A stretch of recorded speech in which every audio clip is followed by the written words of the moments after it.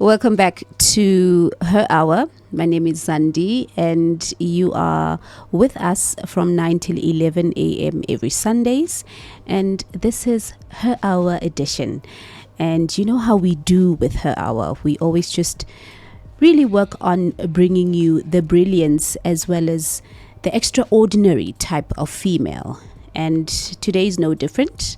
We have the special Zamabomvu Ngubane, and whilst I was talking to her off air, there were a lot of interesting conversations that we had. And I really think that having to be planning for something in that manner really just need to be applauded, because it doesn't happen very often. And just to not waste a lot of time, I would like to really just introduce to Zama so that you can tell us exactly who she is, where she comes from, and the type of work that she does. Welcome, Zama. Thank you. Thanks, Sandy, for having me. Thank you so much for really just taking your time in being with us this Sunday. And I really do appreciate you and knowing how busy you are. So I really do appreciate that. So who is Uzama? Zama is a young girl from KZN. Yes. I grew up in Msinga, the deep rural KZN. I grew up very close to my gran. Okay. She was a amazing woman that taught me a lot about womanhood, how to carry myself, and so forth. She wasn't educated, so I come from a very traditional Zulu family where my paternal side of the family, where females actually weren't allowed to go to school. Really? Yeah, but fortunately my mom, who married into the Ngubane family, she was educated. Okay. So basically, in my paternal family, I was the first girl to finish school. That's matric, first to go to varsity and everything else. So it was a challenging journey, but inspiring at the same time, because everyone who came after me was then allowed to go to school and empowered in that manner. Okay, so let me just see if I understand you correctly. Yes. This is a period where you were born. That's where in the 90s, yeah. Yes, where females were not allowed to actually go to school from your paternal side of things. So, Yes. Isibongo Zamabomvu Ngubane. Yeah. So they were not allowing females to go to school. No, I think even if you did go, you'd just go so you could learn to write a letter to your husband in Joburg, so you can send money. That much tradition. Yes, that much tradition, because a woman's place is in the kitchen. Yes. Well, I'm happy that a lot of stuff or a lot of things have changed culturally in terms of that, because if it really did allow people after you to actually take on the reins of going to school. Can you imagine school being the reins that you take? To say it's something that you can really need to be doing so you can empower yourself, because it was not available back then.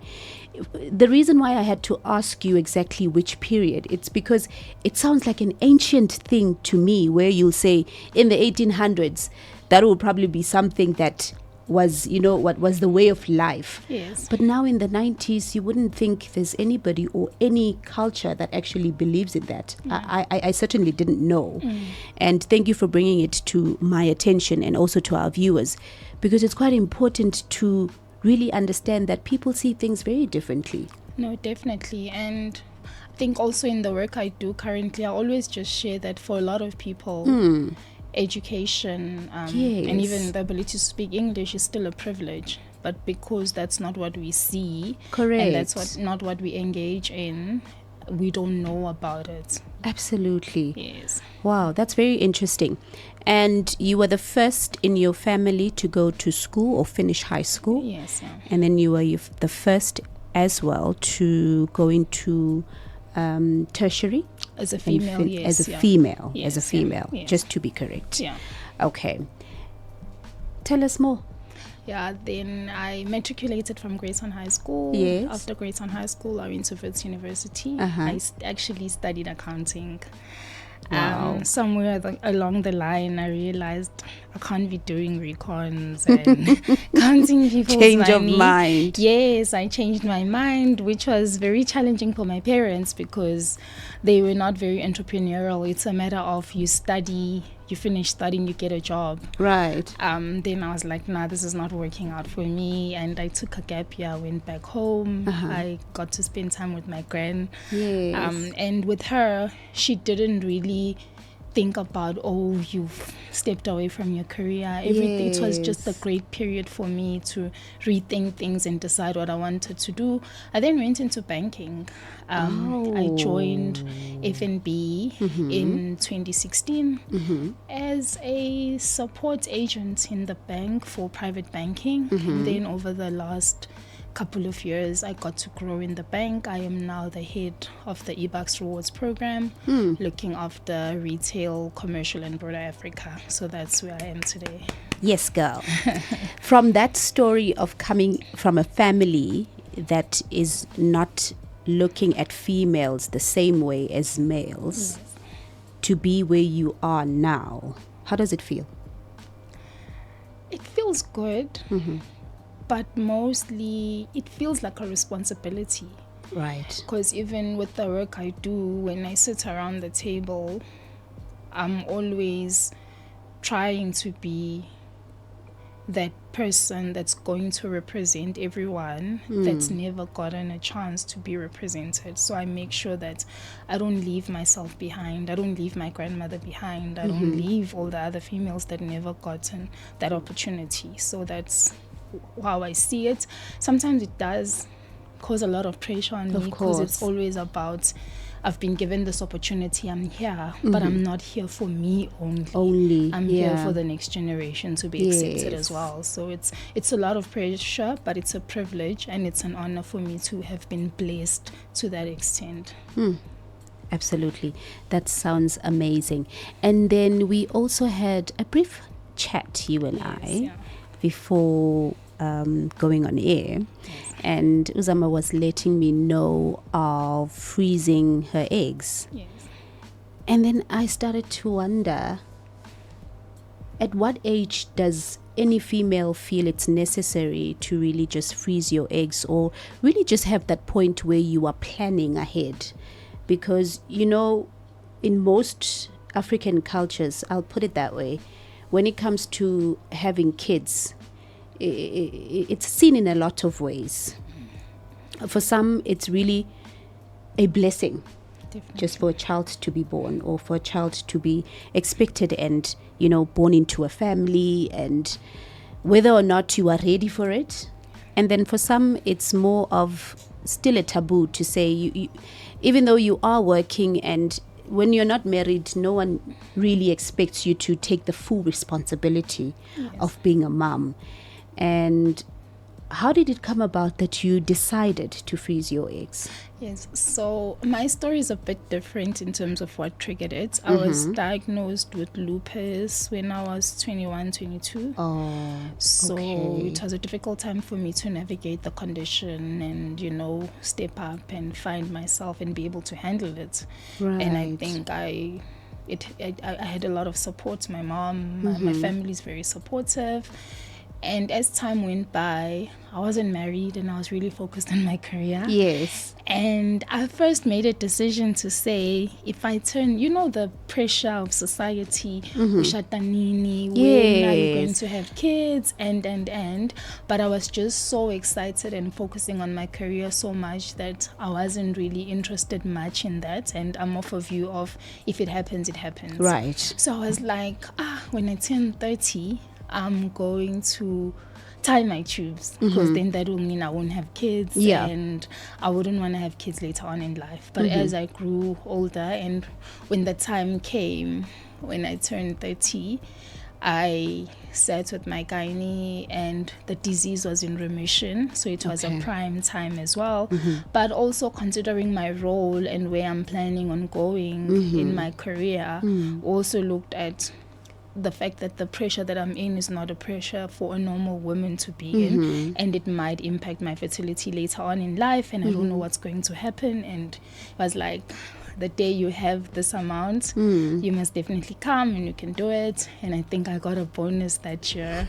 And I took that lump sum and I went and I did it. When I was telling my mom and dad about it, they're like, what did they say? Yes, I can only imagine because of the cultural background. Yes, and what does that mean? What does that mean? When you have this child now, since you froze the egg, what would I tell the ancestors? Who's having the child? Where has it been kept and everything? Oh my goodness. But they held my hand through it. Because that's the type of people that they are. They're very supportive. Even through my career, they always just like, okay, what is it that you want to do? It's fine. We don't know what it is, but it's fine. We'll support you through it. So my mom was down here at that time, and she came and we went through it, and then it was done. So she knows that it's there, and if maybe I ever decide to have kids, maybe in my 40s or whenever, I know I have my ex. It's not something that a lot of people plan ahead, but I've seen, like, I watch TV, I've seen a lot of celebrities as well, so it was something that I was like, let me plan ahead, because now I've got access to information.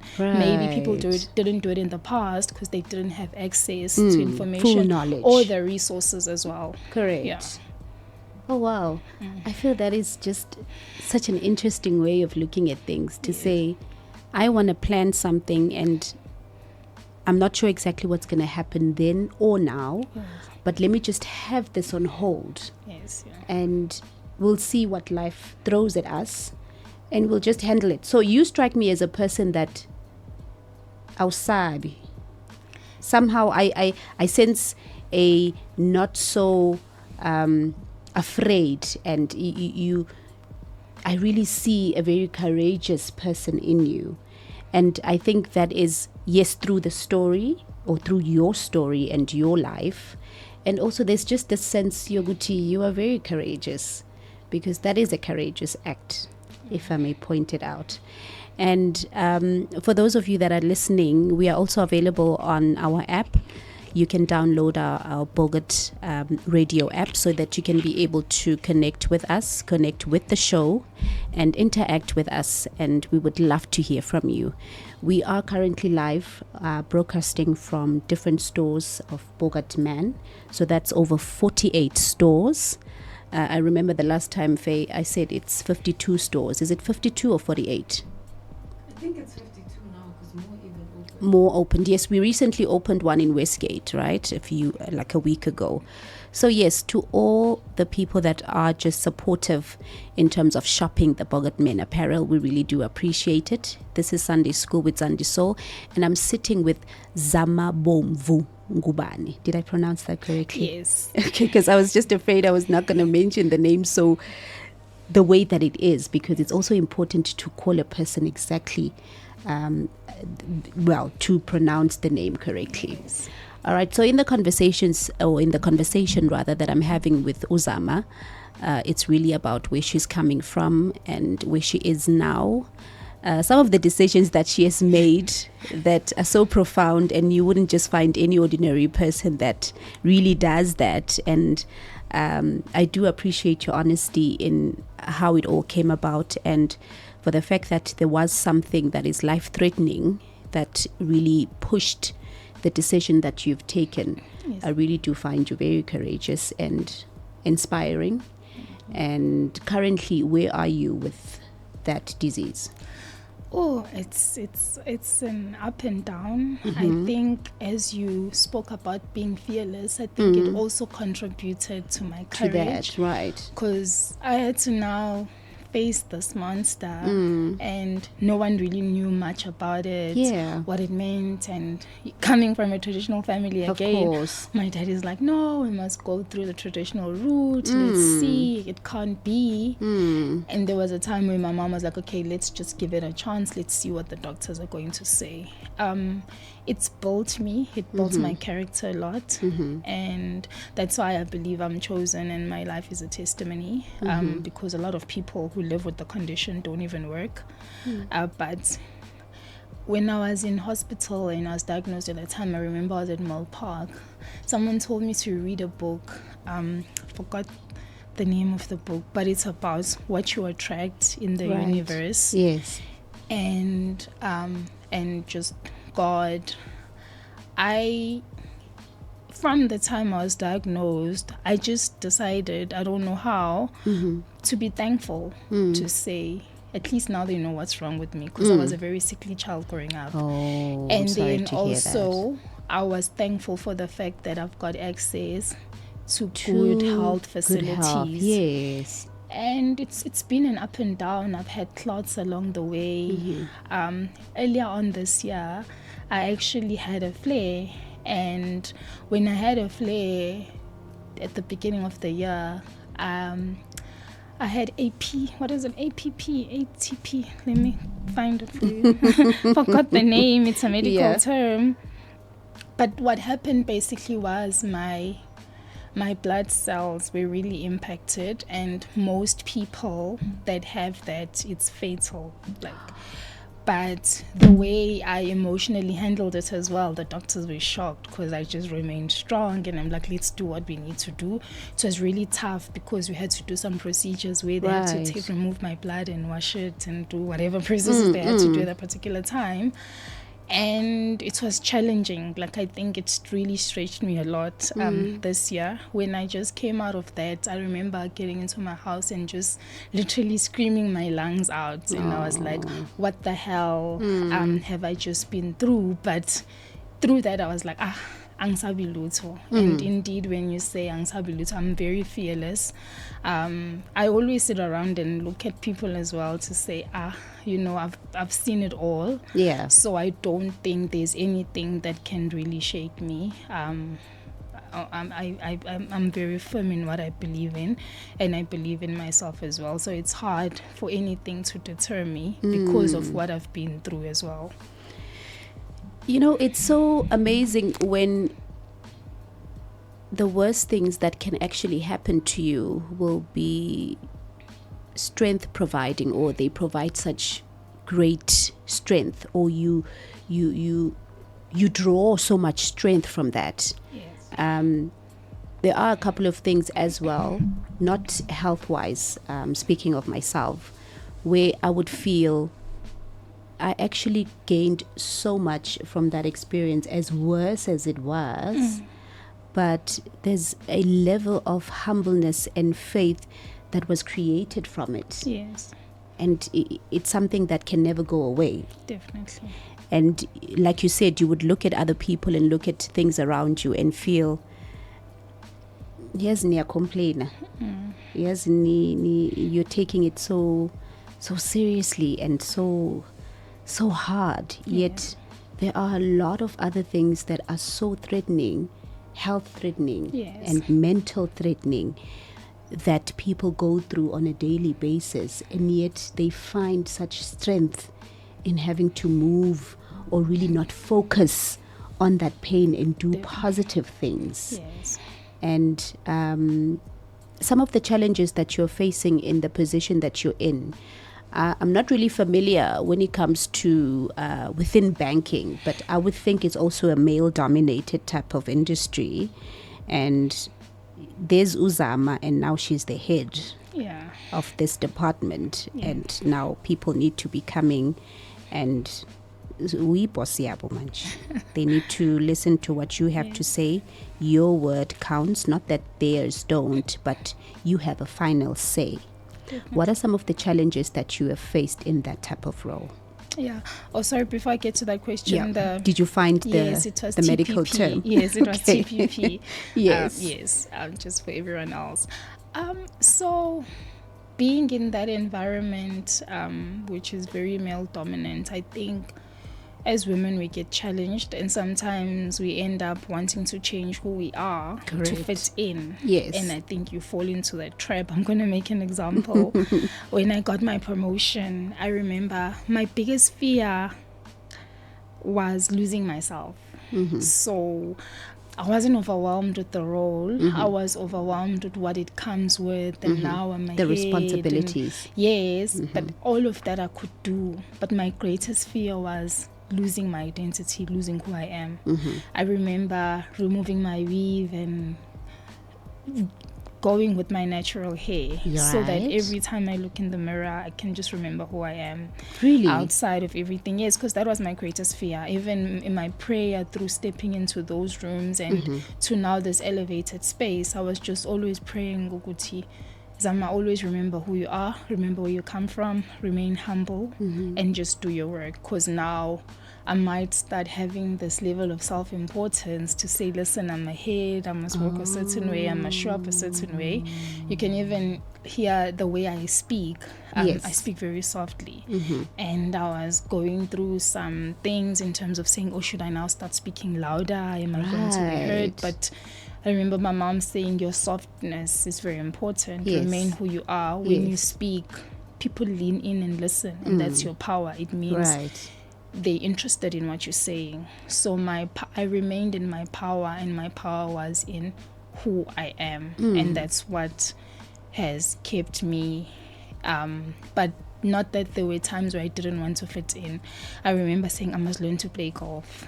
Yes, now there Because has to be now- some things that you're yes. elevating in this But role. then I Yeah. started looking. I'm like, man, this sport is very exclusive, and it's not who I am. Yes. Then I was like, I'm not playing. And I even spoke to people, we must go, and people were excited. Yeah. Then I changed. You're I'm like, like, no. no, I'm not going to play golf. Yeah. Why? I'm playing golf because I want to fit in. I feel like I'm selling out. That's not who I am. So if you want to meet with me, let's meet at the Pink Coffee Shop. I love Yes. coffee. That's what you like. Let's meet at a bookstore and read. That's what I like. If you want to engage with Zama outside of the boardroom, meet me where I am, not where you are, because now I'm Correct. trying to fit in, and I've been able to navigate and be fine with who I am. If you want to meet with me, we can have coffee, but you won't find me in the golf course, and I'm okay with it. Yes. Because that's who I am. Yeah. And you're very firm in terms of who you are and very grounded at it. And I like that, Zama. I really like that. And I think another reason why we do have this segment, Her Hour, is to really just draw in the inspiration from people like you Yes. and from your background to how you conduct yourself, your character, and how inspiring it can be to other people. So usually what I would do is really just mention younger females to say, anybody that's listening and would like to draw in some more encouragement as well as inspiration, what really keeps you up at night and what really drives you to wake up in the morning? Okay, I'm very intentional about being happy. Yes. I mentioned I love that. my condition with the lupus and everything. Yes. So whatever I do on a daily basis, I always try to make sure that I give my best. And if I'm not going to give my best, I try not to do it. Rather, because ne? I'm always like, I've been through so much. I want to make sure that in everything that I've done, if anything were to happen to me now, I would have been doing exactly what I wanted to do. So even before doing something, I know it's hectic, but I always ask myself, if this was my last day on earth, would I have been doing this or would I be doing something else? And if it's a yes, then I proceed. But if it's a no, I don't. Because I feel like life is short and I want to maximize life Yes. as much as I can. So anything that deters me from doing that, I try and move away. It takes time though to get there. Most of my decisions, I made them when I turned 30. And after turning 30, I told my mom, I wish I was born 30. Because there's so much that happened in my 20s and everything where I was sometimes doing things to impress people, doing Correct. things so that I can be perceived a certain way. Yes. But just after 30, I was like, listen, I'm choosing myself. I'm going to do this for myself. Right. Not that now I'm going to live a life without the morality and the principles that I've been raised in, but at the same time, I'm just going to be happy. Yes. So that's what I firmly believe in. Okay, I love the sound of that. And when it comes to the 20s and how I was also just dizzy, I'll just put it that way, because if you ask me anything I remember in my 20s, oh, Kosiam. So a lot has happened, and what I like to do as well is to sit and reflect. So I spend a lot of time on my own. Yes. And I tell you, I would think of my 20s and I'm trying to identify areas and places where I really found growth. And I'm like, wait, what was I doing? And then you would find people that are really firm, especially nowadays with your social media and content creators. Those 20-something-year-olds are like so sharp. Yes. I'm like, okay, what exactly was I doing in my 20s? Yes, there's a lot of things that I've learned and that I have not repeated since then. Yes. But the sharpness of our youth, and I'm a 2000 in their 20s currently, especially content creators, I'm like, yo, this girl is only 24, but the things that she's doing, and it's also how they carry themselves and how they speak. I'm like, I don't think that was, I can fit myself in that role. You know what I mean? Yeah. But take me now in the first year of my 40, girl. I'm like that 24-year-old when they're trying to do content creating, but I'm very bad at content creating. Yes. And what is your take on social media? Social media, I always say, depending on where you are in your life and you need to be very intentional about what you consume. Right. Because we are at different phases in our life. Some of us, from a self-confidence perspective, you're still in your infancy, you're building yourself. My main worry about social media is sometimes how everything is perceived to be easy. How I agree with you. They are somehow projecting a life of you can just easily make it. I find that some of the figures that get promoted on social media are the ones that haven't really worked hard or are not in a certain industry. And so I worry that as women, like our moms, those were the generation that helped us get to school, and our generation that went to school. I feel like now we're going backwards because even if you see the lifestyle, there's a man mask, you'd see indoda mask and all of that. A lot of people now sometimes are not even going to school. So I think social media is playing a huge role in us moving backwards. And whereas in the 90s, early 2000s, the girl child was very empowered. But now I think that power is slowly being taken away again because of this lifestyle. Everyone thinks it's easy Social to pressures. make it flashy lifestyle. I can get this car, but a Zama, for example, who's worked really hard and I don't think I'm an ideal figure for a young girl somewhere who's watching influencing and all of those things that are happening in social media. They just like, tomorrow, maybe if I can marry someone who's going to buy me a car, and it's good. The fact that we have access to information now, as you said, they're very empowered, they're very self-aware, but at the same time, that is the disadvantage. The disadvantage is now for the ones that are actually looking at them in a certain way. Because it's one thing, there's a lot of eyes you can use when you're looking at something. So if you're looking at it at a point of really just being a relaxed person, and relaxed meaning you don't want to do much, you want somebody to be doing something for you.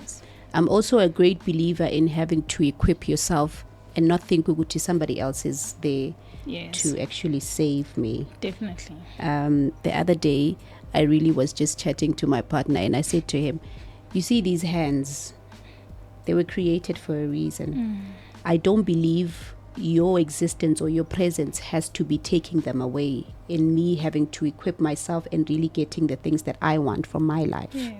So you are an addition to my life. You are somebody that's there to grow with me, but you're not there to be doing things, everything for me. I don't even believe in somebody saying somebody must do something or a partner needs to do everything for you. I don't understand what that means.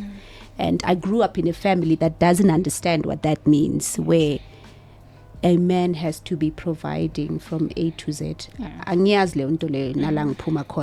Because it's really a matter of, I have a brain, or I was provided a brain, I also have feelings. I can think for myself. I can be able to do things that men do. Yes. And it's that whole concept of having to bring in females that can do it so that we can show the young ones. And this, we want it to be something that is a content that's created for them to really draw inspiration from. Definitely. So it's not only about seeing people on social media, on Instagram, and their lives are just traveling and they're talking about their travel vlogs and but there's also a lot of other things that they can take in that can really just shape their lives into something very positive. And it's also for generations to come. So it's not only about what you're seeing and thinking it's something that can work for only you. Yes. It has to be something that is so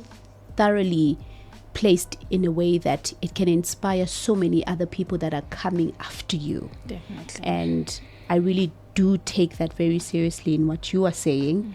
And Jomba Sishuguta, our sabluto, I can see that. I can see that very much. And I just want us to take a short break for about 5 minutes just to play one beautiful song. And then from then, we're just going to continue with our guest, Zama, who is the head of eBucks Rewards. That's it. And then we'll see you guys in a short while. Welcome back to Her Hour. This is Zandi Soul, and I am with Zamabomvu Ngubane. I'm going to try and really just make sure I get this name right because I love the name.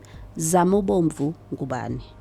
And she is the head of the eBucks Rewards, and that is with banking. So today we are talking a little bit of banking together with exactly who Zama is and how she has managed to be in the position that she's in professionally.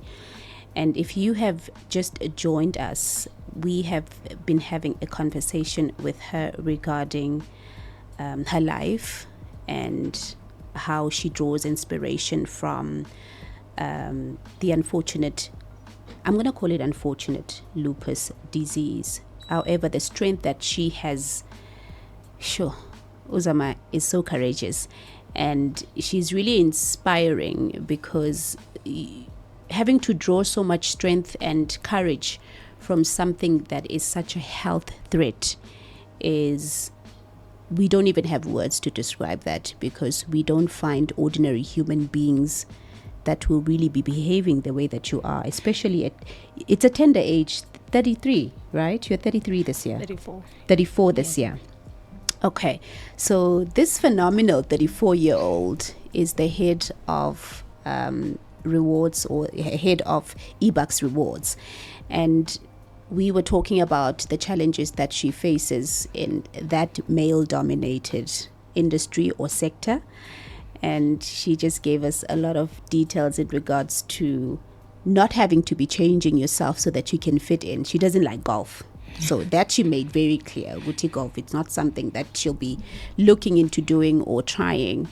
And also having to be fitting into the position and keeping true to herself and not changing any of her daily routine, or your daily routine rather, so that it could really just fit in with you being the head of this department now. So I'm really happy to have you here, and I'm really inspired by your story. And it has really been a beautiful morning.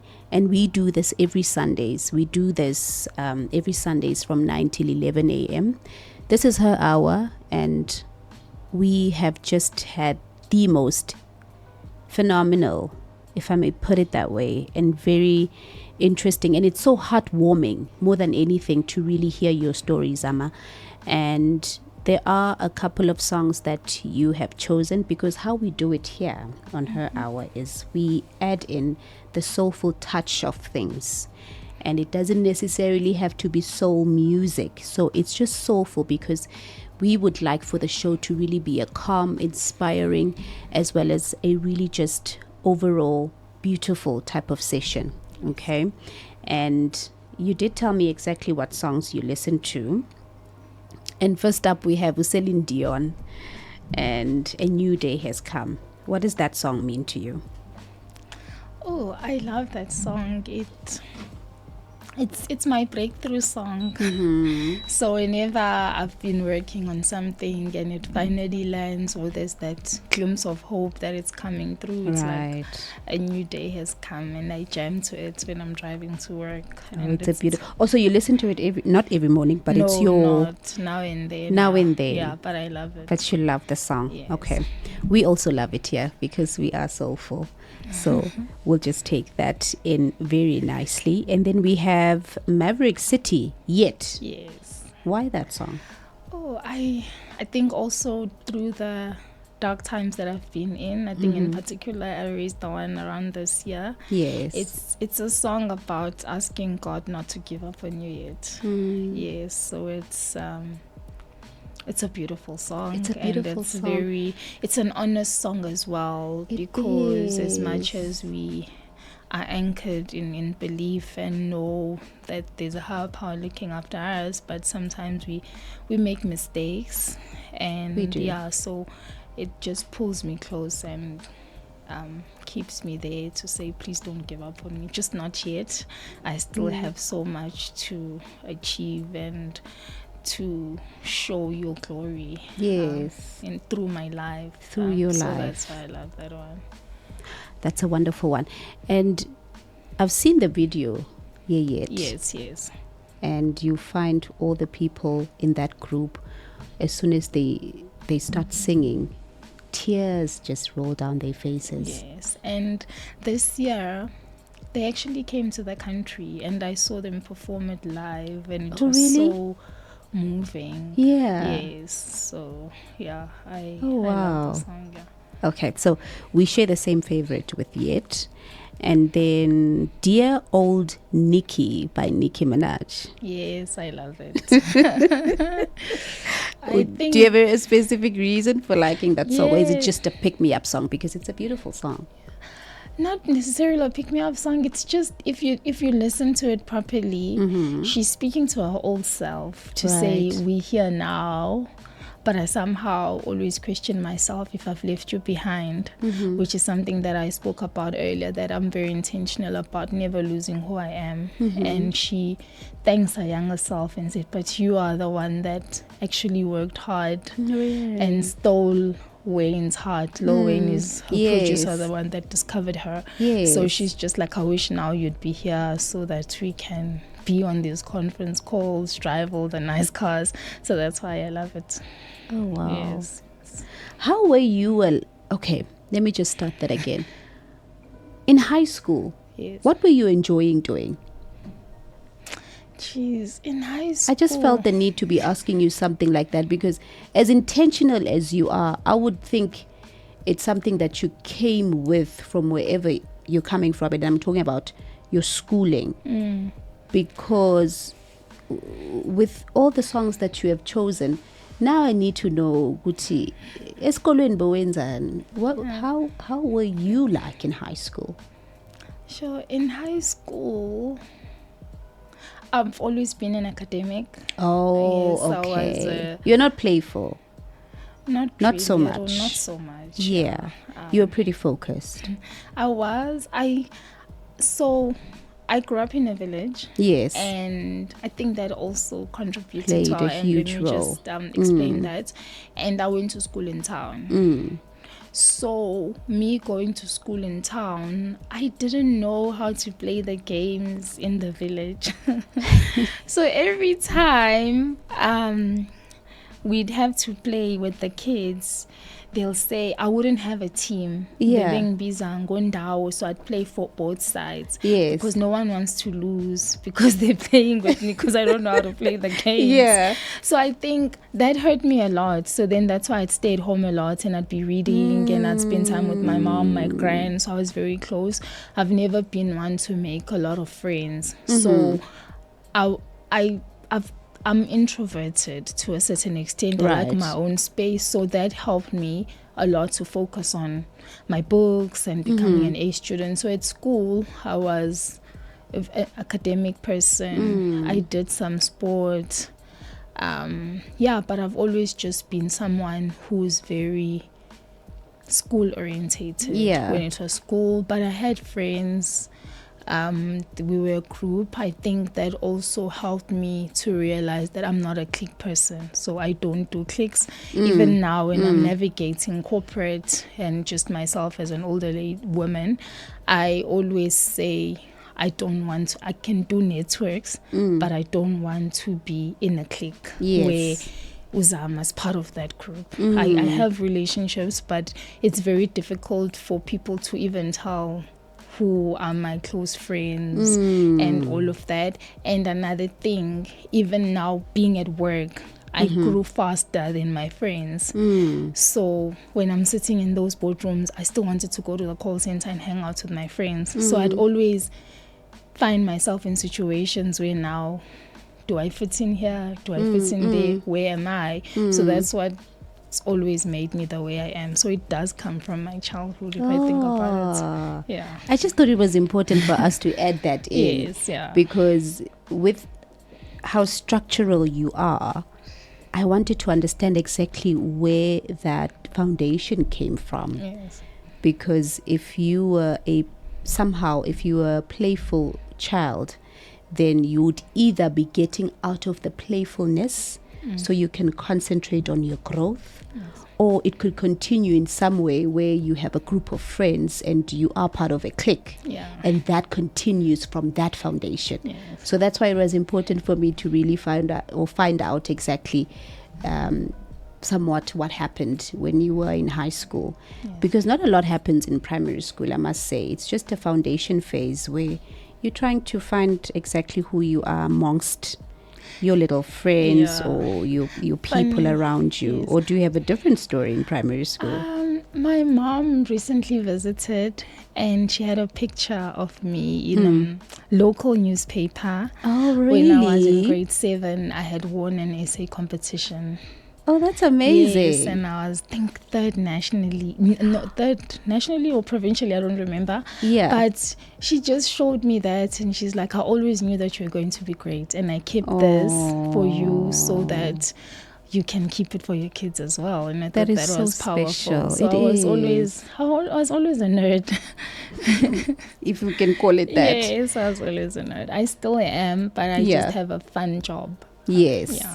It's so incredibly powerful to have a fun job. And the reason why I call it power, because you really need to be looking forward to something like that. If it has the fun element to it, then it keeps it alive. No, definitely. Because not every day is a serious day where now we need to always be on our thinking modes and really just, being serious the whole day. Really, it's not a nice thing. I think we are serious. Yes, the whole in day. what you do, yes. But I'm just saying with the fun element in it's it. Fun because we look after human behavior. Yes. And financial inclusion. I'm very passionate about financial inclusion. So it's fun for me, as much as it's difficult and challenging, but because I feel like I'm serving at the same time, it's fun. I enjoy it. I enjoy solving problems. Right. So that's why it's so exciting. Yeah. Okay. All right. So there you have it. Zama is really one for the books. And have you thought of writing a book about your life? Just putting it out there. I actually have. You have? Yes, I have, but I don't know when I'll do it or how long, because I don't want to get a writer. I'd want to really write it myself and then get someone to help me edit, but not yet. Yeah. I think there's still more for me to do. And then, so that we'll have more content in what you can write about. Yeah, because I'm still fairly young. It's been a quick run of things. I think there's a lot that's still going to happen. I'm also looking at starting my own company or consultancy. So I am looking at self a lot. But I don't think I'm there yet where I'd want to write a full book. Maybe when I turn 50, I'll do it. That gives me a couple of more years. You have a lot of stories by then. Yeah. A whole story of your 50 years on the earth, and it will really be an interesting one. So whenever that you do decide to do anything, I just feel you'll have the strongest of will in creating something that's meaningful. So with everything that you have mentioned to us today and how you have alluded your story. It's really something very, very powerful. Thank you. And congratulations. I think the congratulations part is having to be reaching a milestone where you have a very high responsibility in your professional work, and it's really something that you enjoy, and there's more to be looking forward to. So her hour is really about that. We look into the powerfulness and the extraordinary ways of doing things, where it came from, and how you really just carrying that gift and moving it forward. And it's really inspiring for so many people that are listening, and to really work with other generations to come. So it's not going to be anything that angeke be stale. You know what I mean? Yes. It's not a story that will just fade away. It's something that will just really be inspiring for many, many, many years to come. And with the songs that you have chosen, I think this is the time to be playing them, the 3 selected songs. And so we have Celine Dion, A New Day Has Come. And then we have Maverick City, which the name of the song is Yet. And last but not least, we have Nicki Minaj, which and the name of the song is Dear Old Nicki. And from myself and from the people here in studio, we really do appreciate you taking your time, Zama, first and foremost. Thank you so much. And we wish you nothing but prosperity and the best. And may you be blessed with the work of your hands, the work of your mind, and anything else that you touch. I know it's going to turn into gold. So thank you so much. And for the rest of you that are listening, have a beautiful Sunday and a beautiful week. Cheers.